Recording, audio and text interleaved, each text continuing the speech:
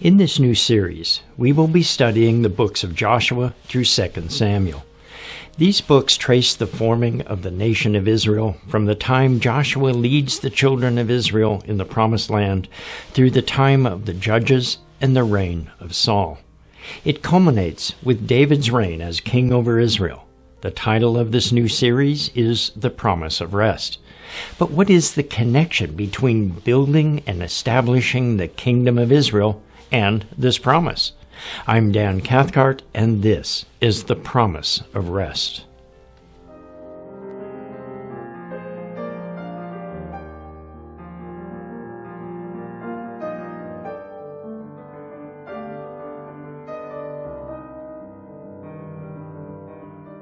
This series begins with the children of Israel camped on the plains of Moed across the Jordan River from the Promised Land.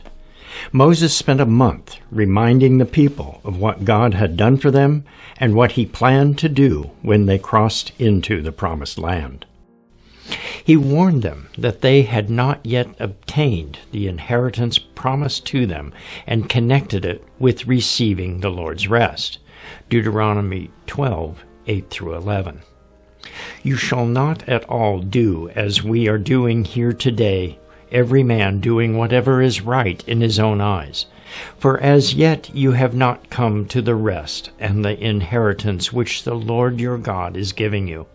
But when you cross over the Jordan and dwell in the land which the Lord your God is giving you to inherit, and he gives you rest from all your enemies around about you, so that you dwell in safety, then there will be the place where the Lord your God chooses to make his name abide. There you shall bring all that I command you, your burnt offerings, your sacrifices, your tithes, your heave offerings of your hand, and all your choice offerings which you vow to the Lord. Moses opens with the admonition that when they enter the land, they are not to do as they were doing at that time. That is, every man was not to do what was right in their own eyes. The explanation of this statement was that they had not come to the rest and the inheritance which the Lord their God was giving them. Now this seems to imply that once they entered into the rest and the inheritance that God was giving them, they can do what was right in their own eyes. But taken in context, this is not what the passage implies. The context of this instruction is found in the previous verses, where they were told not to worship just at any place like the Canaanites did. They were instead to bring their offerings to the place where God would place his name. Deuteronomy 12, 5 through 7. But you shall seek the place where the Lord your God chooses, out of all your tribes, to put his name for his dwelling place, and there you shall go. There you shall take your burnt offerings, your sacrifices, your tithes, your heave offerings of your hand, your vowed offerings, your freewill offerings, and the firstborn of your herds and flocks. And there you shall eat before the Lord your God, and you shall rejoice in all to which you have put your hand, you and your household, in which the Lord your God has blessed you. Now in this context, the Stone Edition Chumash says that the statement, every man doing what was right in his own eyes, applies to bringing sacrifices to private altars, especially during the time between entering the land and setting up the tabernacle at Shiloh. They state that private altars are allowed for bringing the offerings described in verse 6 until they find and choose a place for God's name. When you cross the Jordan and enter the land, and the only national altar will be the one at Gilgal, private altars will be permitted. But on your private altars you shall not do everything that we are doing today. That is, you are forbidden to bring every kind of offering on a private altar.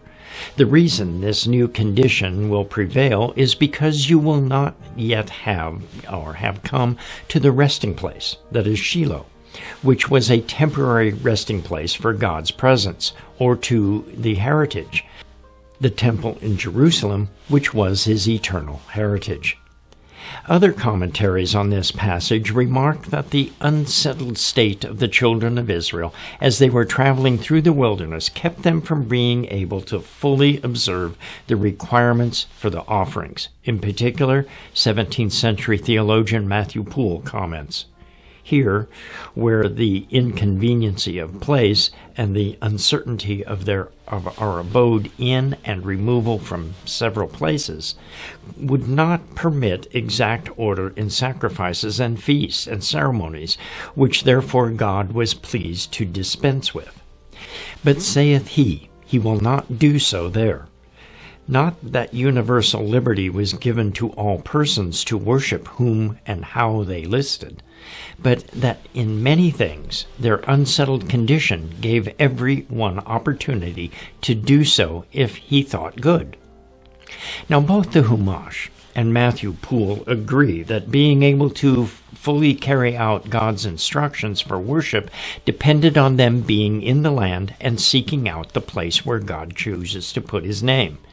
The phrase, "every man doing what is right in his own eyes," refers to doing the best that they could to bring offerings to the Lord until they were able to do so fully. This would be when God brings them fully into the land so that they receive their inheritance dwelling in the land. God then gives them rest from their enemies, causing them to dwell safely and finding the place where God chooses for him to abide. Moses goes on to explain that what would be permissible once they entered the land. The pitfall that they needed to avoid was to begin to worship like the Canaanites worshipped. Now, these three conditions, dwelling in the land, receiving rest from their enemies, and finding the place where God chooses for his name to abide, define the mission of the children of Israel as they enter the land. Now notice that merely dwelling in the land was not enough. They needed to also have rest from their enemies, and they needed to seek out the place where his name would abide. Now, with this understanding, we can now see that the many instances in the book of Judges where it states that every man did what was right in his own eyes refers to the incomplete mission of the children of Israel. Also, we can look forward to the final parts of this series when David has the heart to build a house for the Lord as a completion of this mission. At the time of David, they will have taken the land, had rest from their enemies, and through David found the place where God chose for his name to abide. Now back to Moses and the beginning of the mission. God told Moses that he would die on the mountains of Abarim and would not be allowed to lead the children of Israel into the land. Moses asked God to appoint a man to be over the people. Numbers 27:15 through 17. Then Moses spoke to the Lord, saying, "Let the Lord, the God of the spirits of all flesh, set a man over the congregation, who may go out before them and go in before them, who may lead them out and bring them in, that the congregation of the Lord may not be like sheep which have no shepherd." Moses addressed the Lord as the God of the spirits of all flesh, the aspect of God that knows the heart and spirit of each man. Moses wanted the very best for the children of Israel. His concern was that the man would be a strong leader and be able to go out before them in battle and care for them like a shepherd cares for his sheep. God told Moses to choose Joshua, in whom was the Spirit. Joshua had the spirit that Moses was looking for. God's Spirit lived in Joshua. Numbers 27:18 through 21. And the Lord said to Moses, "Take Joshua the son of Nun with you, a man in whom is the Spirit, and lay your hands on him. Set him before Eleazar the priest and before all the congregation, and inaugurate him in their sight. And you shall give some of your authority to him, all that the congregation of the children of Israel may be obedient. He shall stand before Eleazar the priest, who shall inquire before the Lord for him by the judgment of the Urim.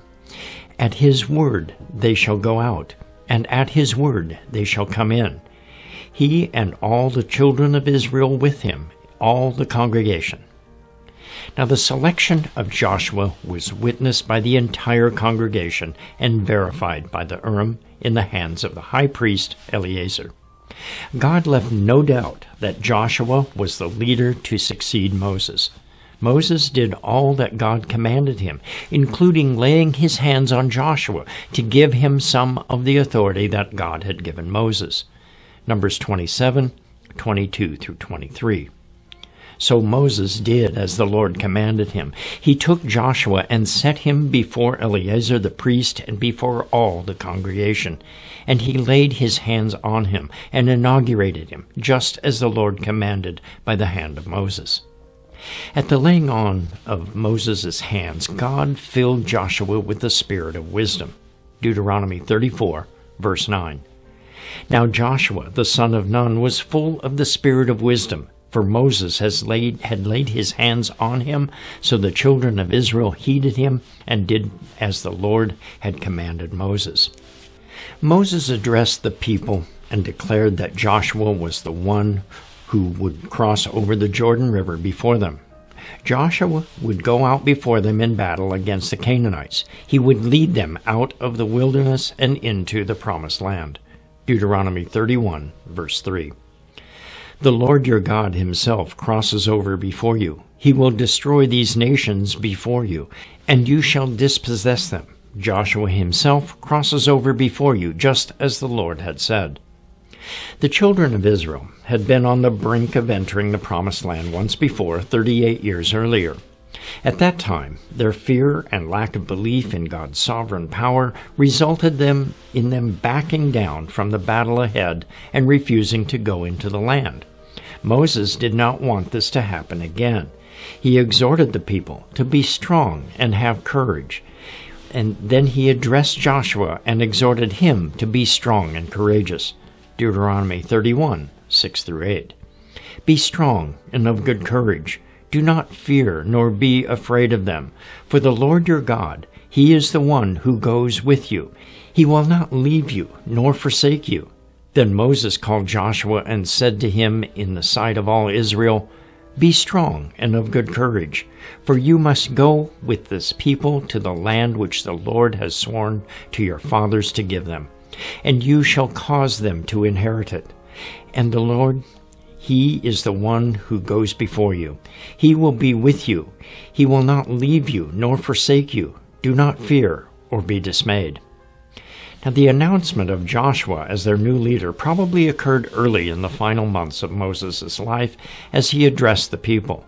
In Moses' opening remarks to the people on the first day of the 11th month of the 40th year since they came out of Egypt, he concluded by relating God's words to him that he would not be able to lead them into the promised land, but that Joshua would lead them. Deuteronomy 3, verse 28. But command Joshua, and encourage him, and strengthen him, for he shall go before this people, and he shall cause them to inherit the land which you will see. And after the death of Moses and the 30-day period of mourning, the word of the Lord came to Joshua for the first time. Joshua 1, 1 and 2. After the death of Moses, the servant of the Lord, it came to pass that the Lord spoke to Joshua, the son of Nun, Moses' assistant, saying, Moses, my servant, is dead. Now therefore arise, go over this Jordan, and you and all this people, to the land which I am giving to them, the children of Israel. Now twice in these two verses, Moses is referred to as the servant of the Lord. The Stone Edition Chumash comments on the great honor of this title. When he was alive, he was called a man of God, that is 33 verse 1. But in death, he is called a servant for the first time, to allude to a new, higher status, for a servant is permitted, as it were, to enter the inner chamber of the king. Now, in receiving this title, Moses was given the highest possible compliment. He lived completely and solely for the sake of God. The NKJV Study Bible also comments on the recipient of this title, Servant of the Lord. In the Hebrew Scriptures, it is a special title given only to Moses, Joshua, David, and Messiah. At this transition from authority from Moses to Joshua, Moses, through his faithful service to God, received the title Servant of the Lord. Joshua will later receive accolades of this same title at his death. Joshua, like Moses, lived completely and solely for the sake of God. So as we begin the book of Joshua, we will see his total devotion to God. It begins with God promising that all the land that the children of Israel walk on would be given to him. Joshua 1, verse 3. Every place that the sole of your foot will tread upon I have given to you, as I said to Moses. Now the word you in this verse is in the plural form, referring to all of Israel. Every place that they walked was already theirs. Abraham received a similar promise after he came out of Egypt. He would receive all that the land that he walked through. Genesis 13, 15 through 17. For all the land which you see I give to you and your descendants forever. And I will make your descendants as the dust of the earth. So if a man could number the dust of the earth, then your descendants also could be numbered.